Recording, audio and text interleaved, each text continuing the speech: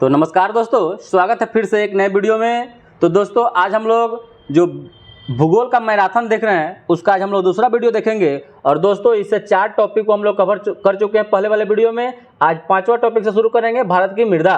और यह एनसीईआरटी के बेसिस पर आधारित है दोस्तों। तो आप लोग के लिए, बिहार पुलिस के लिए यह रामबाण साबित होगी। और अब समय ज़्यादा नहीं बच गया है तो आप लोग ज़्यादा से ज़्यादा जहाँ पर मिले कि अगर फिजिक्स का मैराथन हो रहा है, केमिस्ट्री का मैराथन हो रहा है, बायोलॉजी का, कहीं भी यूट्यूब वाले चैनल पर कोई भी दोस्त, कोई भी भाई, कोई भी सर अगर आप लोग को अगर मैराथन करा रहे हैं तो आप उसको देखिए और एक सेट प्रैक्टिस या 2 सेट प्रैक्टिस को भी करते चलिए। तो चलिए दोस्तों बिना देरी के हुए शुरू करते हैं। पहला प्रश्न है कि भारतीय कृषि अनुसंधान संस्थान परिषद के अनुसार भारत में कितने प्रकार की मिट्टी पाई जाती है? भारतीय कृषि अनुसंधान परिषद। अब इसमें से आपसे पूछेगा कि इसका मुख्यालय कहाँ है, तो नई दिल्ली में है। ठीक है, भारतीय कृषि अनुसंधान परिषद का। और इसके अनुसार भारत में मिट्टियाँ जो पाई जाती है वो 8 प्रकार की पाई जाती है। 8 प्रकार की पाई जाती है। अगला प्रश्न है कि क्षेत्रीय विस्तार और कृषि में महत्व की दृष्टि से भारतीय मिट्टियों के कितने प्रमुख वर्ग हैं? तो इसका जो प्रमुख वर्ग है, टाइप्स है, वह 4 वर्ग है, 4 वर्ग। अगला प्रश्न है कि भारत में सबसे अधिक उपजाऊ मृदा कौन सी है, यानी उपजाऊ जो मिट्टी है वह कौन सी है? तो यह हो जाएगा जलोढ़ मिट्टी। जो गंगा के किनारे जो मिट्टी सब जो पाई जाती है, जलोढ़ मिट्टी, जिसको कछारी मिट्टी भी बोलते हैं, यह सबसे ज़्यादा उपजाऊ होती है। अगला प्रश्न है कि भारत में सर्वाधिक क्षेत्र पर किस प्रकार की मिट्टी का विस्तार पाया जाता है? तो भारत में सर्वाधिक क्षेत्र पर जो मिट्टी का विस्तार पाया जाता है वह जलोढ़ मिट्टी हो जाएगा। जलोढ़ मिट्टी का ही विस्तार पाया जाता है।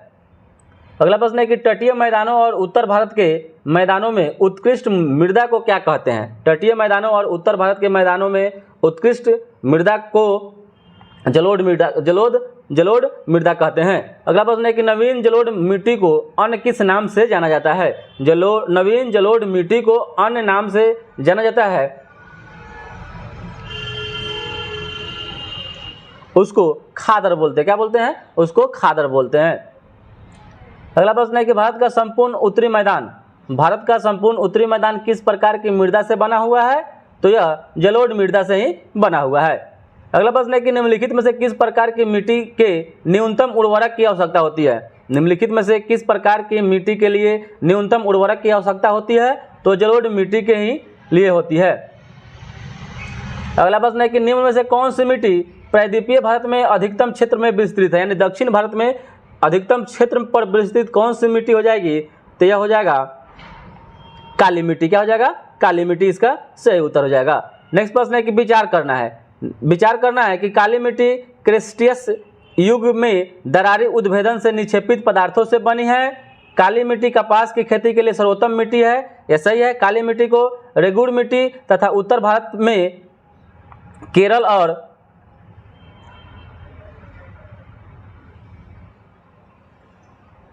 उत्तर प्रदेश में केरल के नाम से जाना जाता है। और ईंट बनाने हेतु सर्वोत्तम मिट्टी लेटेराइट मिट्टी है। तो इसका सभी के सभी कथन जो है क्या सही है। अगला प्रश्न है कि स्वतः जुताई वाली मिट्टी कौन सी होती है? स्वतः जुताई, अपने आप जुताई हो जाती है, स्वतः जुताई वाली जो मिट्टी होती है वह काली मिट्टी होती है। अगला प्रश्न है कि लेटेराइट मिट्टी मुख्य रूप से पाई जाती है। लेटेराइट मिट्टी जो मुख्य रूप से कहाँ पाई जाती है या किस तट पर पाई जाती है? तो यह मलाबार तट पर पाई जाती है। यही मलाबार तट कहाँ है? केरल में पड़ता है। यहीं पर 1921 ईस्वी में मोपला विद्रोह हुआ था, मलाबार तट पर। याद रखिएगा दोस्तों, अली मुसलियार उसके नेता थे। नेक्स्ट प्रश्न है कि विचार करना है कि जलवायु आर्द्र एवं शुष्क तथा वर्षा 200 सेंटीमीटर से अधिक, इसमें लौह एवं एल्युमिनियम की ग्रंथियां पाई जाती है, इसमें नाइट्रोजन, चूना एवं ह्यूमस की कमी होती है, इसकी प्रकृति अम्लीय होती है तथा यह चाय एवं काजू की खेती के लिए उपयुक्त मानी जाती है। तो दोस्तों चाय एवं काजू की खेती के लिए इसी से आपको पकड़ा जाएगा। क्या हो जाएगा? लेटेराइट मिट्टी के बारे में ऐसा बात बोल रही है क्वेश्चन में, तो इसका उत्तर लेटेराइट मिट्टी हो जाएगा। नेक्स्ट प्रश्न है कि भारतीय कृषि अनुसंधान परिषद के वर्गीकरण के अनुसार निम्नलिखित में से किस मिट्टी की अधिकता सर्वाधिक क्षेत्रफल यानी प्रतिशत पर है? तो इसका जो सही उत्तर हो जाएगा वो हो जाएगा इनसे पटी सोल हो जाएगा। नेक्स्ट प्रश्न है कि निक्षालन और ऑक्सीकरण द्वारा निर्मित मृदा कौन सी है? निक्षालन और ऑक्सीकरण के द्वारा जो मृदा का निर्माण हुआ है वो मखराला मिट्टी है। क्या है? मखराला मिट्टी है, मखराला। अगला प्रश्न है कि निम्नलिखित में से कौन सी फसल मृदा को नाइट्रोजन से भरपूर कर देती है? मृदा को नाइट्रोजन से भरपूर कर देती है कौन सी फसल? तो जानते हैं दोस्तों, जो भी दलहनी वाले पौधे होते हैं तो मटर इज अकॉर्डिंग टू ऑप्शन में दिया है मटर, इसका सही उत्तर हो जाएगा। क्योंकि हम जो दलहनी वाले पौधे होते हैं राइजोबियम क्या करते हैं, वो नाइट्रोजन का स्थिरीकरण करते हैं। नेक्स्ट प्रश्न है, करेवास मृत्तिका जो जफरान यानी केसर के उत्पादन के लिए उपयोगी है पाई जाती है, तो यह कहाँ पाई जाती है, तो कश्मीर हिमालय में पाई जाती है। नेक्स्ट प्रश्न है कि पौधे को सबसे अधिक पानी किस मिट्टी में मिलता है, तो पौधे को सबसे अधिक पानी जो मिलता है वह चिकनी मिट्टी में मिलता है, चिकनी मिट्टी में मिलता है। नेक्स्ट प्रश्न है कि सामान्य फसलें उगाने के लिए उर्वर भूमि का पीएच मान कितना होने की संभावना है, तो सामान्य फसलें उगाने के लिए उर्वर भूमि का जो पीएच मान होना चाहिए वह 6 से 7 होना चाहिए, 6 से 7 होना चाहिए, नहीं क्षारीय होना चाहिए। नेक्स्ट प्रश्न है कि तेजाब मिट्टी को कृषि योग्य बनाने हेतु निम्नलिखित में से किसका उपयोग किया जा सकता है, तो तेजाबी मिट्टी को अम्लीय, मतलब कहने का मतलब अम्लीय मिट्टी को कृषि योग्य बनाने के लिए उसमें हम लाइम मिला सकते हैं, लाइम यानी चूना मिला सकते हैं। अगला प्रश्न है कि भारत में सर्वाधिक क्षारीय क्षेत्र पाया जाता है, सर्वाधिक क्षारीय क्षेत्र कहाँ पाया जाता है, तो यह उत्तर प्रदेश राज्य में पाया जाता है, उत्तर प्रदेश राज्य में पाया जाता है। नेक्स्ट प्रश्न है कि भारत में लवणीय मृदा का सर्वाधिक क्षेत्रफल कहाँ है, तो भारत में लवणीय मृदा सर्वाधिक जो हो जाएगा वह हो जाएगा गुजरात में। नेक्स्ट प्रश्न है कि भारत में निम्नलिखित में से किस क्षेत्र में मृदा अपरदन की समस्या गंभीर है, तो मृदा अपरदन की समस्या जो गंभीर है वह किस क्षेत्र में हो जाएगा, तो शिवालिक पहाड़ियों के पाद क्षेत्र में हो जाएगा। नेक्स्ट प्रश्न है कि निम्नलिखित में से भारत का कौन सा क्षेत्र मृदा अपरदन से अत्यधिक प्रभावित है, तो मृदा अपरदन से अत्यधिक प्रभावित क्षेत्र कौन सा हो जाएगा, तो यह हो जाएगा आपका चंबल घाटी हो जाएगा, चंबल घाटी हो जाएगा। अगला प्रश्न है कि कृषि भूमि में किसके पौधे उगाने से भूमि का अपरदन अधिकतम तीव्रता से होता है, अधिकतम तीव्रता से होगा, तो इसका जो सही उत्तर हो जाएगा स्वधर्म, स्वधर्म के पौधे उगाने से भूमि का अपरदन अधिकतम तीव्रता से होगा। नेक्स्ट प्रश्न है कौन सा तरीका मिट्टी की उर्वरता प्राप्त करने का नहीं है, कौन सा तरीका मिट्टी की उर्वरता प्राप्त करने का नहीं है, तो इसका सही उत्तर हो जाएगा बीज संशोधन। जबकि फसल चक्र, मिश्रित खेती और बहुफसली खेती करेंगे तो मिट्टी की उर्वरता रहेगी, लेकिन बीज संशोधन करने से मिट्टी की उर्वरता नहीं प्राप्त कर सकते हैं। नेक्स्ट प्रश्न है कि मृदा क्षरण को रोका जा सकता है, इसका सबसे अच्छा उपाय, सबसे अच्छा जो आपको ऑप्शन में सटीक रहेगा, याद रखेगा दोस्तों, कहीं भी आपको मिले वृक्षारोपण या वन रोपण, यही इसका सही उत्तर होगा। नेक्स्ट प्रश्न है कीटभक्षी पौधे जिस मृदा में उगते हैं उसमें कमी रहती है, कीटभक्षी पौधे जिस मृदा में उगते हैं उसमें क्या चीज की कमी रहती है, तो उसमें नाइट्रोजन की कमी रहती है। नेक्स्ट प्रश्न है कौन सा युग्म सही नहीं है, मिलाना है आपको, कौन सा युग्म जो है सही नहीं दिया हुआ है दोस्तों, तो दोस्तों जो कांप मिट्टी उत्तर प्रदेश में सही है, काली मिट्टी महाराष्ट्र में सही है, लाल और पीली मिट्टी तमिलनाडु में सही है, जबकि लेटेराइट मिट्टी जो काजू और चाय के लिए जो होती है, या पंजाब में तो चाय कहाँ होता है, काजू कहाँ होता है, तो यहीं आपका क्या हो जाएगा सही, उसमें मिलित नहीं है। नेक्स्ट प्रश्न है कि भारत में चंदन की लकड़ी के वन सर्वाधिक कहाँ पाए जाते हैं, चंदन की लकड़ी के सर्वाधिक वन कहाँ पाए जाते हैं, तो यह हो जाएगा नीलगिरी की पहाड़ी में पाया जाता है, नीलगिरी की पहाड़ियों में पाया जाता है। अगला प्रश्न है गंगा के मैदान में मृदा की उर्वरता के बने रहने का कारण क्या है, तो गंगा के मैदान में मृदा की उर्वरता बने रहने का जो कारण है वह हो जाएगा कि वार्षिक बाढ़ एवं नवीन जलोढ़ मृदा का जमा होना। नेक्स्ट प्रश्न है कि अत्यंत सूक्ष्म कणों वाली मिट्टी जो होती है उसको क्या कहते हैं, तो अत्यंत सूक्ष्म कणों वाली जो मिट्टी है उसको चिक्का मिट्टी बोलते हैं, चिक्का मिट्टी बोलते हैं। नेक्स्ट प्रश्न है कि भारतीय मृदाओं में यानी भारतीय मिट्टियों में जिस सूक्ष्म तत्व की सर्वाधिक कमी होती है वह आपका जस्ता है, जिंक है। नेक्स्ट प्रश्न है कि निम्नलिखित में से कौन मृदा से संबंधित है, तो मृदा से संबंधित हो जाएगा ईडेफिक, ईडेफिक जो है ईडेफिक मृदा से संबंधित है। नेक्स्ट प्रश्न है कि पीट मिट्टी के संदर्भ में कौन सा कथन असत्य यानी गलत बताना है, इसमें से बताना है कौन सा कथन गलत है, तो इसका निर्माण आर्द्र दशाओं में होता है, सही है। इनमें जैविक पदार्थों की अत्यधिक मात्रा होती है, भी सही है। यह मिट्टियाँ एल्युमिनियम और हाइड्रेट ऑक्साइड से परिपूर्ण होती है, यह गलत है। यह मिट्टियाँ केरल, पश्चिम बंगाल, उड़ीसा और तमिलनाडु के तटीय क्षेत्रों में पाई जाती है, भी सही है। ऑप्शन नंबर आपका सी क्या हो जाएगा, उत्तर गलत दिया हुआ है, कथन जो है इसमें क्या ऑप्शन गलत। चलिए दोस्तों अब शुरू करते हैं छठा नंबर टॉपिक, भारत की कृषि एवं पशुपालन। अगला प्रश्न है कि भारत के भू क्षेत्र के संबंध में विचार करना है, इनसे कौन सा कथन सत्य दिया हुआ है कि भारत के कुल क्षेत्रफल का लगभग 51% भाग पर कृषि, 4% भूभाग पर चरागाह और 21% भूभाग पर वन तथा 24% भूभाग पर बंजर भूमि है। यह बहुत राइट आंसर है। और भारत में खदानों के अंतर्गत आने वाले कुल क्षेत्र के 47% भाग पर चावल की खेती की जाती है, जो भारत के मुख्य खाद्य फसल है। या क्या है, दोनों के दोनों का क्या है, जो ऑप्शन जो है कथन सही है, 1 और 2 इसका कथन सही हो जाएगा। ऑप्शन नंबर सी सही उत्तर हो जाएगा। नेक्स्ट प्रश्न है, कृषि किस सूची का विषय है? कृषि जो है यह राज्य सूची का विषय है दोस्तों। और दोस्तों जो सूची है उसको 3 भागों में बांटा गया, संघ सूची, राज्य सूची और समवर्ती सूची। और दोस्तों संघ सूची में अभी वर्तमान में 100 विषय है, राज्य सूची में 61 विषय है और समवर्ती सूची में 52 विषय है। ठीक है, तो अभी जो कृषि हो जाएगा वह राज्य सूची का विषय है। अगला प्रश्न है कि स्वतंत्र भारत के प्रथम कृषि एवं खाद्य मंत्री कौन थे?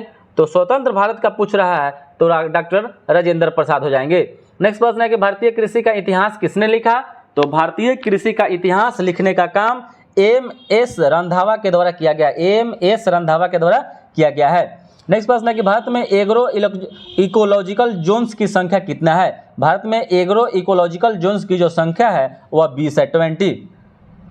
नेक्स्ट प्रश्न है कि देश में प्रथम कृषि विश्वविद्यालय की स्थापना किस वर्ष की गई थी? तो देश में प्रथम कृषि विश्वविद्यालय की स्थापना 1960 ईस्वी में किया गया था। चलिए अब अगला प्रश्न बहुत ही वीवीआई प्रश्न है दोस्तों, मिश्रित कृषि। मिश्रित कृषि का मतलब होता है कि अगर फसल भी उगा रहे हैं तो उसके साथ साथ क्या करेंगे, पशुपालन भी कर रहे हैं। तो कई तरह की फसलें उगाना और पशुपालन भी करना। नेक्स्ट प्रश्न है कि समांतर फसल का उदाहरण क्या है? समांतर फसल का उदाहरण किसे कहते हैं? तो समांतर फसल उसे कहते हैं जिसमें गेहूं, अगर मान लीजिए कि कोई फसल कर रहे हैं तो उसमें एक साथ में और कर देंगे तो गेहूं के साथ सरसों, मतलब उसी के साथ वह मतलब उपजता हो। ठीक है, तो समांतर फसल हो जाएगा, उसी के साथ साथ मतलब होता हो। ठीक है, तो जब गेहूं करते हैं तो गेहूं में सरसों लगा देते हैं। ठीक है, जई लगा देते हैं। नेक्स्ट प्रश्न है कि भारतीय कृषि में निम्न उत्पादकता का कारण क्या है? तो भारतीय कृषि में निम्न उत्पादकता का कारण है कि आवश्यकता से अधिक लोगों का कृषि कार्यों में लगा रहना, जोत का जो है आकार छोटा होना, उत्पादन की पिछड़ी तकनीक का उपयोग करना, उपयुक्त में से सभी के सभी कारण है कि भारत में निम्न उत्पादकता होती है। नेक्स्ट प्रश्न है कि निम्नलिखित में से कौन सा भारतीय कृषि की निम्न उत्पादकता का कारण नहीं है? तो निम्न उत्पादकता का कारण इसमें से कौन सा नहीं होगा? तो हो जाएगा आपका जोत का छोटा आकार होना, सहकारी कृषि हो जाएगा इसका सही उत्तर, सहकारी कृषि।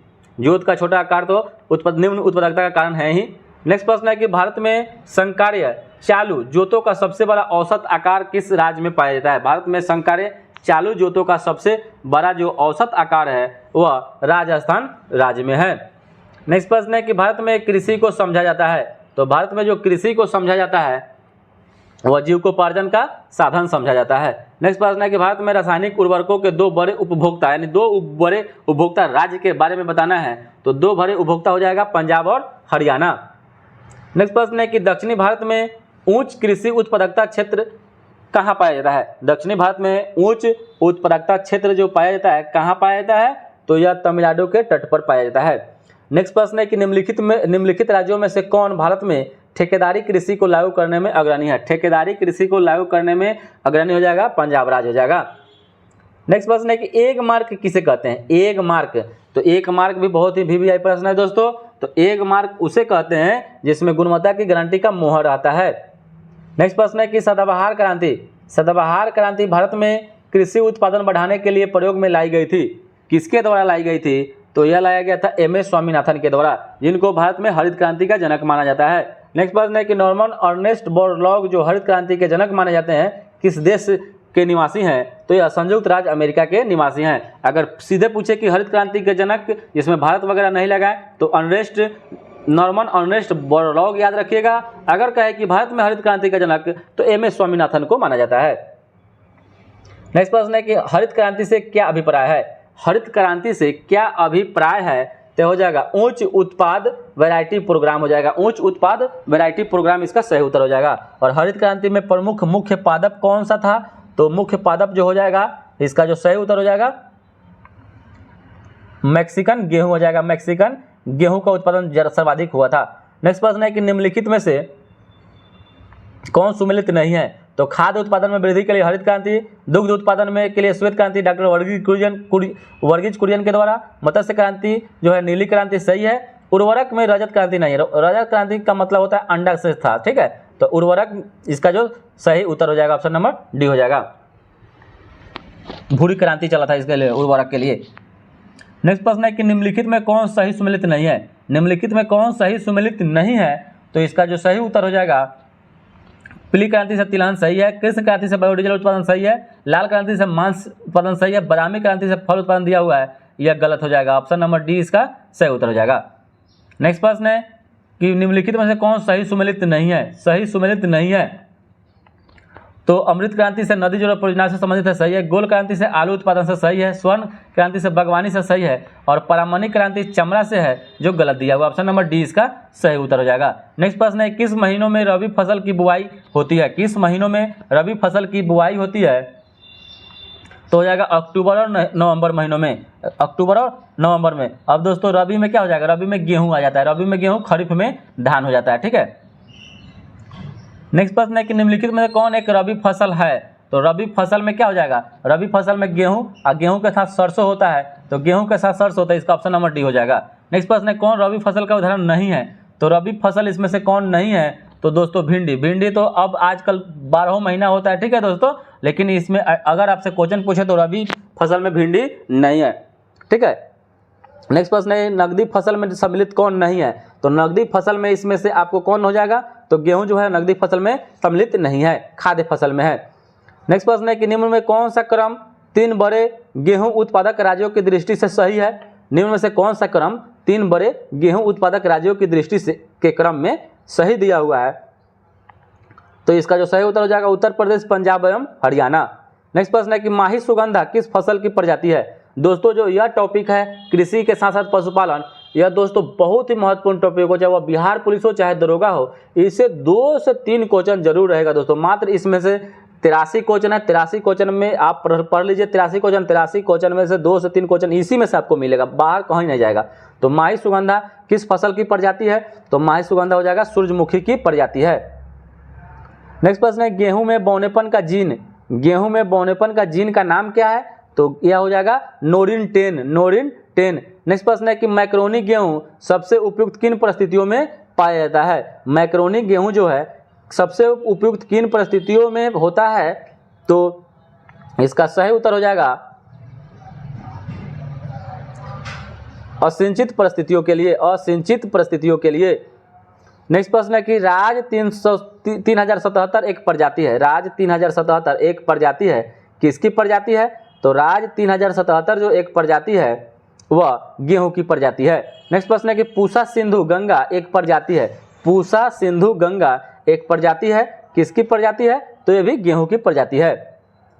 नेक्स्ट प्रश्न है कि निम्नलिखित में कौन सा गेहूं की फसल का रोग है, तो गेहूं की फसल का रोग इसमें से बताना है, तो जाएगा रस्ट जो हो जाएगा गेहूं में लगता है, जबकि टीका जो होता है, टीका रोग बहुत बार पूछता है क्वेश्चन, यह मूंगफली में होता है।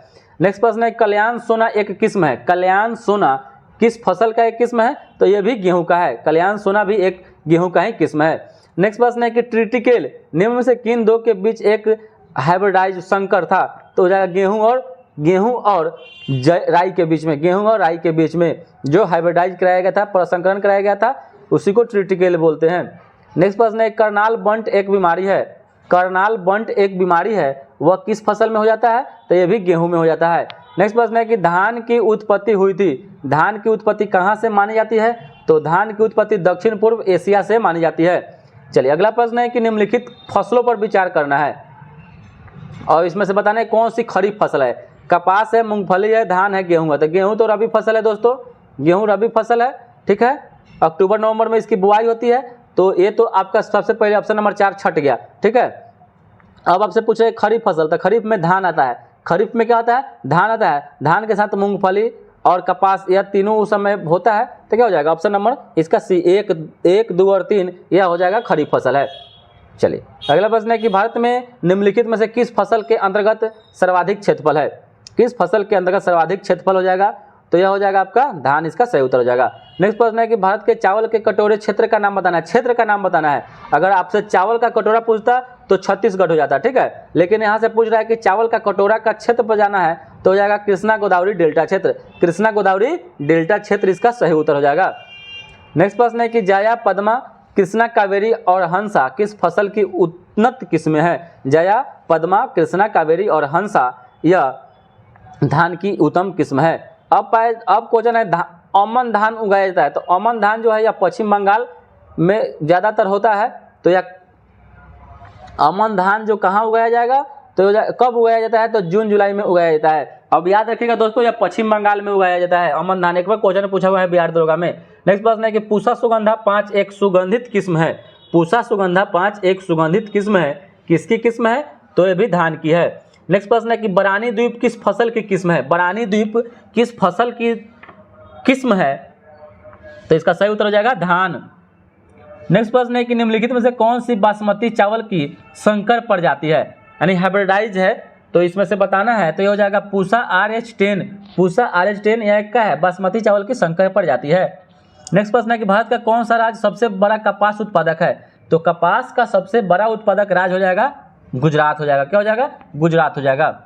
अगला प्रश्न है कि महाराष्ट्र में निम्नलिखित में से कौन सी एक फसल श्वेत स्वर्ण के नाम से जानी जाती है? महाराष्ट्र में कौन सी एक फसल है जिसको श्वेत स्वर्ण के नाम से जाना जाता है?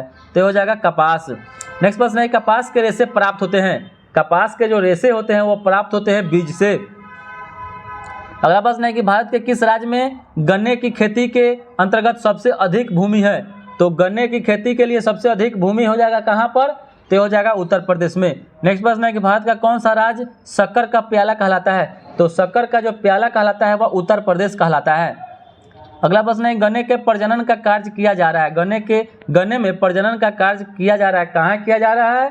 तो यह किया जाता है कोयम्बटूर में किया जा रहा है। नेक्स्ट प्रश्न है गन्ने की अर्धसाली फसल पकने के लिए समय लेती है। तो गन्ने के अर्धसाली फसल पकने के लिए समय कितना लेती है? तो 18 महीना लेती है, 18 महीना लेती है। नेक्स्ट प्रश्न है कि निम्नलिखित में से कौन एक तिलहनी फसल है? तो तिलहनी फसल जिससे तेल निकलता है, तो इसका ऑप्शन नंबर सी सूरजमुखी से तेल निकलता है।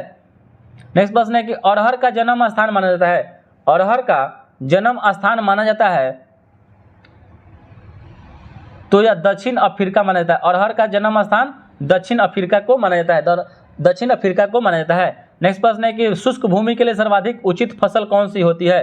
तो शुष्क भूमि के लिए सर्वाधिक उचित फसल जो हो जाएगा, इसका सही उत्तर हो जाएगा मूंगफली हो जाएगा, मूंगफली हो जाएगा, मूंगफली। नेक्स्ट प्रश्न है कि पेंगिंग एक लाभकारी प्रक्रिया है, पेंगिंग एक लाभकारी प्रक्रिया है जो मूंगफली के लिए किया जाता है। नेक्स्ट प्रश्न है कि पूसा बोल्ड एवं पीताम्बरी, पूसा बोल्ड एवं पीताम्बरी प्रजाति है। पूसा बोल्ड एवं पीताम्बरी जो है यह एक सरसों की प्रजाति है, बस इसका कॉम्पेस्टिस इसका रासायनिक नाम होता है, वैज्ञानिक नाम। नेक्स्ट प्रश्न है कि निम्नलिखित में से कौन सा देश दलहनी फसलों का मुख्य उत्पादक एवं उपभोक्ता है? तो इसका सही उत्तर हो जाएगा भारत। नेक्स्ट प्रश्न है कौन सा राज्य सर्वाधिक रेशम पैदा करने वाला राज्य है? तो रेशम सबसे ज़्यादा जो पैदा होता है वह कर्नाटक में होता है। नेक्स्ट प्रश्न है कि बताना है कौन सा जो कथन है इसमें ऑप्शन सुमेलित नहीं है। तो ऑप्शन बताना है कौन सा इसमें सुमेलित नहीं है। तो सहतूत रेशम कर्नाटक में उत्पादन होता है, टसर रेशम झारखंड में, इरी रेशम असम में, मूंगा रेशम पश्चिम बंगाल। यही क्या हुआ आपका गलत दिया हुआ, ऑप्शन नंबर डी हो जाएगा।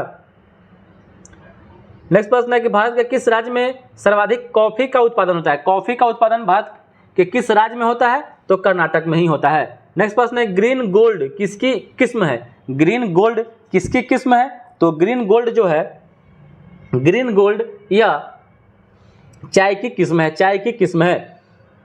नेक्स्ट प्रश्न है कि भारत का सबसे बड़ा रबर उत्पादक राज्य, तो भारत का सबसे बड़ा रबर उत्पादक जो राज्य है वह केरल है। नेक्स्ट प्रश्न है कि निम्नलिखित में कौन उद्दीपक फसल है? उद्दीपक फसल इसमें से बताना है कौन हो जाएगा? तो हो जाएगा आपका चाय हो जाएगा। नेक्स्ट प्रश्न है कि भारत में तंबाकू का सर्वाधिक उत्पादन करने वाला राज्य, तो तंबाकू जो होता है सबसे ज़्यादा आंध्र प्रदेश में होता है, आंध्र प्रदेश में होता है। नेक्स्ट प्रश्न है कि भारत में नारियल का सबसे बड़ा उत्पादक राज्य, तो नारियल का सबसे बड़ा उत्पादक राज्य हो जाएगा केरल हो जाएगा। कौन हो जाएगा? केरल हो जाएगा। नेक्स्ट प्रश्न है कि निम्नलिखित में से कौन सा राज्य इलायची के उत्पादन के लिए पहचान नहीं रखता है? तो यानी कहने का मतलब वहाँ पर इलायची का उत्पादन नहीं होता है, तो यह उड़ीसा में नहीं होता है, जबकि केरल, तमिलनाडु और कर्नाटक में होता है। नेक्स्ट प्रश्न है कि मसालों का बागान कहा जाता है, तो मसालों का बागान जो कहा जाता है वह केरल को कहा जाता है, केरल को कहा जाता है। लेकिन अभी वर्तमान में मसालों में प्रथम स्थान मध्य प्रदेश का हो गया है। लौंग प्राप्त होता है, लौंग जो होता है, लौंग किससे प्राप्त होता है? तो जो लौंग प्राप्त किया जाता है वह पुष्पकली से प्राप्त किया जाता है। अगला प्रश्न है कि निम्नलिखित में कौन सही सुमेलित नहीं है। एक तरफ फसल दिया हुआ, एक तरफ उसके उत्पादक राज्य दिया हुआ है। कौन सा फसल का उत्पादन सबसे ज्यादा होता है? तो जूट पश्चिम बंगाल में होता है दोस्तों। जूट जो होता है वो पश्चिम बंगाल में सर्वाधिक होता है। चाय असम में होता है। रबर जो केरल में होता है, लेकिन गन्ना जो होता है वह उत्तर प्रदेश में होता है, यूपी में। यही ऑप्शन आपका डी गलत दिया हुआ था। आपका सही उत्तर हो जाएगा ऑप्शन नंबर डी। नेक्स्ट प्रश्न है कौन सा मसाला भारत में काला सोना के रूप में जाना जाता है? तो काला सोना के रूप में काली मिर्च को जाना जाता है, जो भारत में और बिहार के जो गांव में ज्यादातर गोलमरीच के नाम से उसको जानते हैं। नेक्स्ट प्रश्न है कि निम्न में कौन सा प्रमुख काजू उत्पादक राज्य है? काजू उत्पादक राज्य इसमें से कौन सा हो जाएगा? तो हो जाएगा सबसे ज्यादा काजू जो होता है वह महाराष्ट्र में होता है, अकॉर्डिंग टू ऑप्शन। नेक्स्ट प्रश्न है कि भारत का एकमात्र राज्य जो केसर का उत्पादन करता है, तो केसर का उत्पादन जम्मू कश्मीर करता है। नेक्स्ट प्रश्न है कि झूमिंग अथवा पैडा पद्धति, झूमिंग अथवा पैडा जो पद्धति है वह जंगल काटकर सूखने को छोड़ने को ही कहते हैं, झूमिंग कृषि कहते हैं उसको, झूम कृषि। नेक्स्ट प्रश्न है कि निम्नलिखित में कौन सही सुमेलित नहीं है? तो इसमें से बताना है कि कौन सही सुमेलित नहीं है। तो भारतीय दलहन अनुसंधान संस्थान कानपुर में सही है, राष्ट्रीय मत्स्य विकास बोर्ड हैदराबाद में सही है, केंद्रीय तंबाकू अनुसंधान संस्थान राजमुंद्री में भी सही है, लेकिन केंद्रीय आलू संस्थान संस्थान लखनऊ नहीं है, या शिमला होगा। क्या होगा? शिमला हो जाएगा। ऑप्शन नंबर डी इसका सही उत्तर हो जाएगा। नेक्स्ट प्रश्न है कि मक्के की खेती की जा सकती है। मक्के की जो खेती है वह वर्ष भर की जा सकती है, वर्ष भर की जा सकती है। नेक्स्ट प्रश्न है कि निम्नलिखित में कौन सही सुमेलित नहीं है? कॉफी बोर्ड का मुख्यालय बेंगलुरु में है, ये सही दिया हुआ है।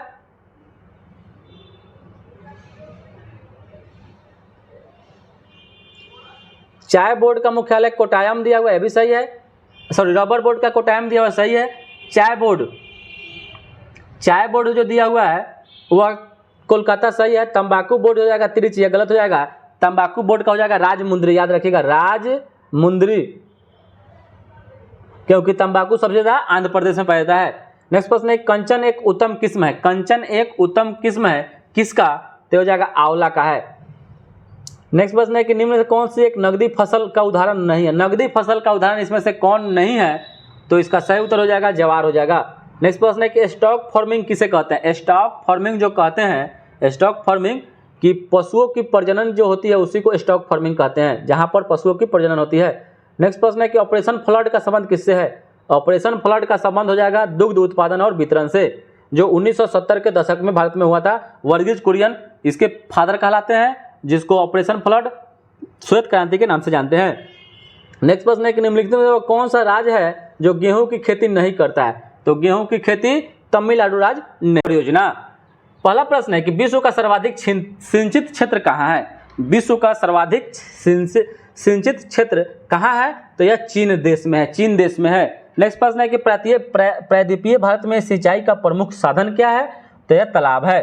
तालाब से तमिलनाडु में सबसे ज्यादा साधन सिंचाई होता है। नेक्स्ट प्रश्न है कि तालाब के द्वारा सर्वाधिक सिंचाई किस राज्य में की जाती है? तो यह हो जाएगा तमिलनाडु में, क्वेश्चन मिल ही गया। नेक्स्ट प्रश्न है कि दमन गंगा सिंचाई परियोजना किस राज्य की प्रमुख परियोजना है? दमन गंगा सिंचाई परियोजना यह गुजरात राज्य की प्रमुख परियोजना है। अगला प्रश्न है कि अधोलिखित में भारत के सिंचाई के संदर्भ में विचार कीजिए और सही कथन का चयन करना है। कि भारत के लिए सिंचित क्षेत्र का लगभग आधे से अधिक सिंचाई कुआं और नलकूप के द्वारा किया जाता है। नहरों के द्वारा देश के कुल सिंचित क्षेत्र का अधिकतम भाग उत्तर प्रदेश में है, और निर्धन कृषकों के लिए कुएं के द्वारा सिंचाई अधिकतम सुगम और सस्ता है। तीनों के तीनों कथन सही है। नेक्स्ट प्रश्न है किस सिंचाई पद्धति के द्वारा मृदा के लवणीय होने का खतरा नहीं रहता है? तो किस सिंचाई पद्धति के द्वारा मृदा के लवणीय होने का खतरा नहीं रहता है? तो नहर और नलकूप और कुआं के द्वारा जो सिंचाई करते हैं इसमें मृदा के लवणीय होने के साथ खतरा नहीं रहता है। नेक्स्ट प्रश्न है कि ड्रिप सिंचाई विधि की खोज का श्रेय किस देश को दिया जाता है? ड्रिप सिंचाई विधि की खोज का श्रेय जो दिया जाता है वह इजराइल देश को दिया जाता है।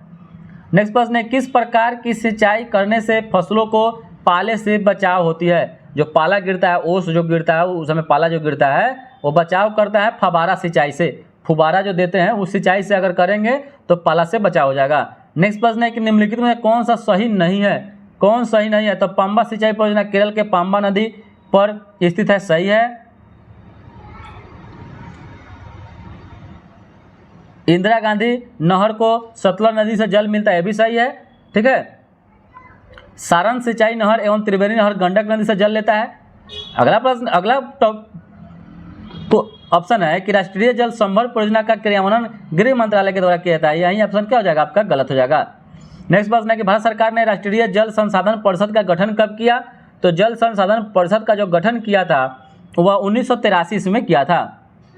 नेक्स्ट प्रश्न है कि भारत में स्थित विश्व का सबसे बड़ा मल्टी स्टेज लिफ्ट सिंचाई स्कीम कालेश्वरम किस राज्य में है? तो कालेश्वरम जो है वह तेलंगाना राज्य में स्थित है। नेक्स्ट प्रश्न है कि कौन सुमेलित नहीं है निम्नलिखित में से? कौन सुमेलित नहीं है?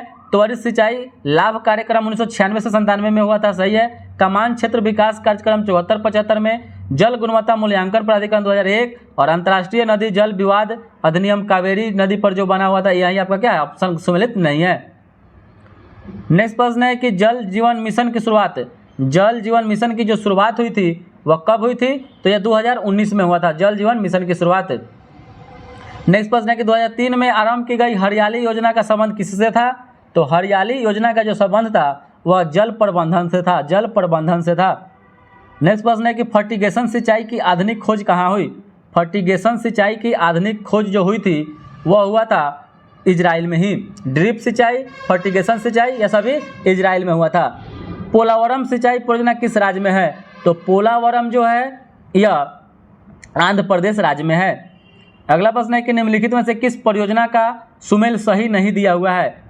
तो सुमेल इसमें से बताना है कि भाखड़ा नांगल जो बांध है वह सतलज नदी पर, हीराकुंड जो है कृष्णा नदी नहीं होगा, महानदी हो जाएगा, महानदी उड़ीसा में है, ऑप्शन नंबर बी हो जाएगा सही सुमेलित नहीं। जबकि पोयमपाद गोदावरी पर, नाथपा झाकरी हो जाएगा सतलज, सही दिया हुआ है। नेक्स्ट प्रश्न है कि एडन नहर को किस नदी से जल की प्राप्ति होती है? एडन नहर को जल की जो प्राप्ति होती है वह दामोदर नदी से होती है। नेक्स्ट प्रश्न है कि सलमा बांध परियोजना किस देश में है? सलमा बांध परियोजना जो है वह अफगानिस्तान देश में है, अफगानिस्तान देश में है। नेक्स्ट प्रश्न है कि प्रधानमंत्री कृषि सिंचाई योजना का शुभारंभ कब किया गया? तो यह किया गया था 2015 से 16 में। नेक्स्ट प्रश्न है कि राष्ट्रीय जल संसाधन परिषद का अध्यक्ष कौन होता है? तो यह होते हैं प्रधानमंत्री, होते हैं प्रधानमंत्री। नेक्स्ट प्रश्न है कि मंगलम सिंचाई योजना जो है कहाँ है? तो यह केरल में है, मंगलम सिंचाई योजना केरल में है। नेक्स्ट प्रश्न है कि ओंकारेश्वर परियोजना निम्नलिखित में से किस नदियों में से एक से संबंधित है? तो ओंकारेश्वर जो परियोजना है वह नर्मदा नदी से संबंधित है। नेक्स्ट प्रश्न है कि भाखड़ा नांगल एक संयुक्त परियोजना है, भाखड़ा नांगल एक संयुक्त परियोजना है, वह पंजाब, हरियाणा और राजस्थान की है, ऑप्शन नंबर इसका सही उत्तर हो जाएगा। नेक्स्ट प्रश्न है कि शिव समुद्रम जल विद्युत परियोजना जो स्थित है वह कर्नाटक में स्थित है, शिव समुद्रम कावेरी नदी के किनारे स्थित है। नेक्स्ट प्रश्न है कि तमिलनाडु एवं कर्नाटक का जो जल विवाद है किस नदी को लेकर है? तो यह है कावेरी नदी को लेकर। नेक्स्ट प्रश्न है कि भारत के किस राज्य में नागार्जुन सागर परियोजना है? तो नागार्जुन सागर जो परियोजना है वह आंध्र प्रदेश में है। नेक्स्ट प्रश्न है कि टिहरी पन बिजली कॉम्प्लेक्स निम्नलिखित में से किस नदी पर अवस्थित है? टिहरी पन बिजली, तो टिहरी पन बिजली भागीरथी नदी पर हो जाएगा। नेक्स्ट प्रश्न है कि मैथौन, बेलपहाड़ी एवं तिलैया बांध किस नदी पर बनाए गए हैं? तो मैथौन, बेलपहाड़ी और तिलैया जो बांध है वह बनाया गया है बराकर नदी पर। नेक्स्ट प्रश्न है कि निम्नलिखित युग्म में से कौन सही सुमेलित नहीं इसमें से दिया हुआ है, कौन नहीं है? तो दोस्तों मिदनापुर नहर कंसावती नदी पर यह बना हुआ है, ठीक है। जबकि तवा प्रोजेक्ट या कृष्णा नदी पर जो है यह गलत दिया हुआ है, ऑप्शन नंबर 20 का सही उत्तर हो जाएगा, तवे नदी पर ही है। नेक्स्ट प्रश्न है कि बहुउद्देशीय नदी घाटी परियोजनाओं को आधुनिक भारत का मंदिर किसने कहा था? तो बहुउद्देशीय नदी घाटी परियोजनाओं को आधुनिक भारत का मंदिर पंडित जवाहरलाल नेहरू के द्वारा कहा गया था। नेक्स्ट प्रश्न है कालपोंग जल विद्युत परियोजना अवस्थित है। कालपोंग जल विद्युत परियोजना जो है वह सिक्किम राज्य में अवस्थित है, सिक्किम राज्य में अवस्थित है। कालपोंग जल विद्युत जो परियोजना है, दोस्तों कालपोंग जल विद्युत परियोजना जो है वह अंडमान एवं निकोबार द्वीप में अवस्थित है। नेक्स्ट प्रश्न है कि भारत का सबसे पुराना जल विद्युत स्टेशन कौन सा है? तो सबसे पुराना जल विद्युत स्टेशन हो जाएगा सिद्राबाग हो जाएगा। नेक्स्ट प्रश्न है कि भारत में जल विद्युत संयंत्र की स्थापना की गई, सबसे पहले दार्जिलिंग में किया गया था। नेक्स्ट प्रश्न है कि निम्नलिखित में कौन सा युग्म सही सुमेलित नहीं है? कौन सा युग्म जो है वह सही सुमेलित नहीं था? गोविंद सागर झील जो सतलज नदी पर, कोलोरी झील आंध्र प्रदेश में जो है वह आपका सही सुमेलित, इसमें से बताना है कौन नहीं है, तो यहीं कोलोरी झील हो जाएगा। नेक्स्ट प्रश्न है कि अगला प्रश्न है कि कौन सही सुमेलित नहीं है, तो इसमें से भी आपका हो जाएगा पोंग बांध ब्यास नदी पर, मुइजा बांध कोठारी, और तुलबुल परियोजना झेलम पर जो रावी दिया हुआ है, यहीं आपका ऑप्शन नंबर सी हो जाएगा। नेक्स्ट प्रश्न है कि मीठे पानी की कल्पसर परियोजना अवस्थित है। मीठे पानी की कल्पसर परियोजना कहाँ अवस्थित है, तो यह गुजरात में है। कल्पसर परियोजना गुजरात में है। नेक्स्ट प्रश्न है कि कौन सही सुमेलित नहीं है, एक तरफ शक्ति परियोजना एक तरफ राज है, तो जवाहर सागर परियोजना राजस्थान में है, सही है। नागार्जुन सागर आंध्र प्रदेश में है। शिव समुद्रम जो है वह कर्नाटक में है, जो केरल दिया हुआ है, गलत है। नेक्स्ट प्रश्न है कि तीस्ता जल विद्युत परियोजना, तीस्ता जल विद्युत परियोजना किस राज्य में है, तो यह सिक्किम राज्य में है। तीस्ता जो है वह सिक्किम राज्य में है। नेक्स्ट प्रश्न है कौन सही सुमेलित नहीं बताना है, इसमें से बताना है आपको कि भद्रा कर्नाटक में है, भवानी सागर तमिलनाडु में है, गांधी सागर जो है वह उत्तर प्रदेश दिया हुआ है, ठीक है, यहीं आपका क्या है, सही सुमेलित नहीं है। अगला प्रश्न है कि कोल बांध परियोजना का निर्माण भारत में किस नदी पर हुआ है। कोल बांध परियोजना का निर्माण भारत में किस नदी पर हुआ है, तो यह सतलज नदी पर हुआ है। नेक्स्ट प्रश्न है कौन सा बांध सिंचाई के लिए नहीं है, कौन सा बांध सिंचाई के लिए नहीं है, तो यह हो जाएगा शिव समुद्रम। नेक्स्ट प्रश्न है कि अति विवादित बमली प्रोजेक्ट, अति विवादित बमली प्रोजेक्ट किस राज्य में है, तो बमली प्रोजेक्ट जो हो जाएगा महाराष्ट्र राज्य में है। नेक्स्ट प्रश्न है कि मलमपुआ बांध मलमपुझा नदी पर जो है किस राज्य में है, तो मलमपुआ बांध मलमपुझा नदी पर है, यह